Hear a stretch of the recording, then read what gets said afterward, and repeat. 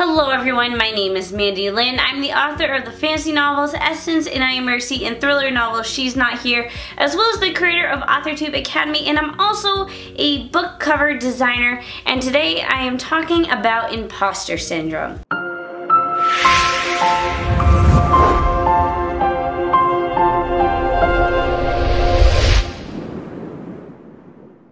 Before we dive too deep into imposter syndrome, I did want to take a little time to explain what it is, though I am sure if you're watching this video, you might already know what it is because you feel like you have it. So basically, imposter syndrome is when you accomplish things and you feel like the attention for the things you've accomplished isn't deserved, or what you've accomplished is fake, or just that what you do is just the same as anyone else, so why do you deserve that extra attention? So there's a little bit of psychology around it. If you would like to learn a whole lot more about the psychology around it, I will link down below. There's a great TED Talk video and a great TED Ed video where they talk about it, and it's actually really super interesting. So I suggest you check it out. But in short, imposter syndrome basically happens because someone who is highly skilled in something believes that they are nothing special, that what they do, basically everyone else can do. So because of that, when they accomplish something, they don't see it as anything special. Imposter syndrome prevents people from acting on their skills. It prevents people from creating new things, and if you're a writer, it prevents you from writing that book or continuing to write. It happens to a lot of authors, myself included. We write one book and then people say things about it and they applaud us, and we feel like we don't deserve to be applauded because even though we know how much sweat and tears go into a book, we just feel like it's just a book. Like, I did it, you could do it too if you tried hard enough. So in our eyes, we sometimes don't feel like it's special. And when people put us on a pedestal, or whatever you want to call it, for writing a book, we're just like, meh, I don't deserve the applause. Now, if you have written a book, you absolutely do deserve to be proud of that. Give yourself a pat on the back, because a lot of people are out there saying, yeah, I've always wanted to write a book, but how many of those people actually sit down and write that book? Not many. If you're watching this video, you might be one of the few, and if that is the case, if you've written a book or you're in the process of writing a book, be proud of that. So how exactly do you combat imposter syndrome as a writer and an author? So there's a few different ways, so that's what we're gonna talk about. Tip number one is to talk about it. If you just keep all these doubts and all these thoughts in your head, it just tends to get worse and worse. But if you tell someone, a colleague, another writer, that you feel like you have imposter syndrome, that you feel like people look up to you when you don't deserve to be looked up to, if you talk about it, people will all of a sudden open up and say they experienced the same things. I can tell you, I've had imposter syndrome. I still have imposter syndrome.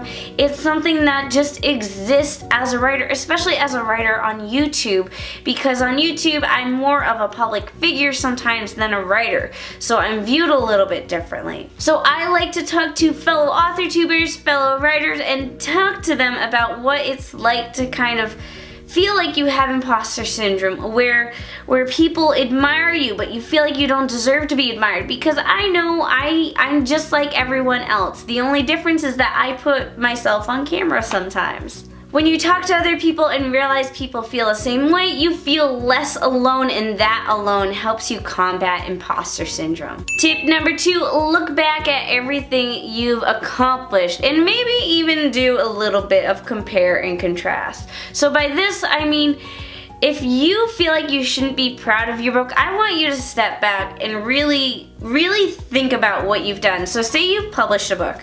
I want you to realize that in order to publish a book, a lot of things have to happen. You have to edit the book, and if you're self-publishing, you really have to do a lot of work. And if you're traditionally published, you have to get not only lucky, but you have to be super, super skilled. And you just have to be at the right place at the right moment. So there's a lot to be proud of. You're not just an author by accident. You're an author because you put a lot of effort into it. And even if you aren't a published author yet, you're a writer because you put a lot of effort into it. So be proud of that. So look back and compare yourself to who you are today versus who you were a year ago and see how far you've come. Tip number 3, if you've published a book, look at the reviews online. And by this I mean the 5-star reviews. Try your best, just look at the 5-star reviews just because they're really good for a pat on the back. Now, the whole review thing when it comes to books is really controversial, and some people say that authors shouldn't look at their reviews, but if you have glowing 5-star reviews and you doubt yourself, you need to read those 5-star reviews because that will give you the little pep talk that you need to keep moving forward. On the same note, tip number 4, don't read the bad reviews. I've done this. Many other authors like myself has done this. If you are an author who has put their work out there and it's more than just friends and family reading and reviewing your book, odds are you're gonna have a few 1-star reviews, 3-star reviews, 2-star reviews, and hopefully you don't see 4-star reviews as bad because 4-star reviews are still really good and even 3-star reviews are pretty good. But anyways, back on the subject. Don't read the 1-star reviews. I did this out of curiosity one day and I thought I was gonna have a mental breakdown. They just tore my book to shreds. And that's normal. I don't expect everyone to love my book.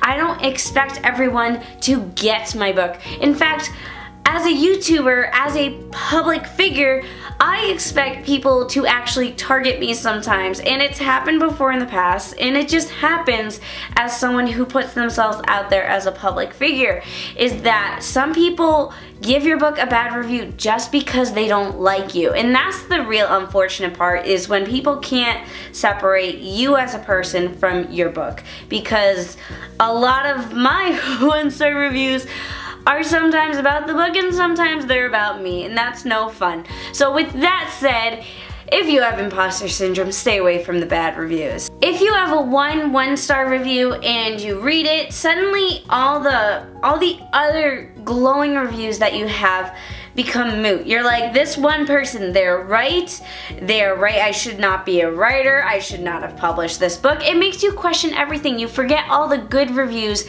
because of that one bad review. So with that said, just don't read them. And last but not least, tip number 5 is fake it till you make it. This is how I've gotten this far in life, and I plan to keep doing that. So even if you don't feel like a successful writer, treat yourself as a successful writer.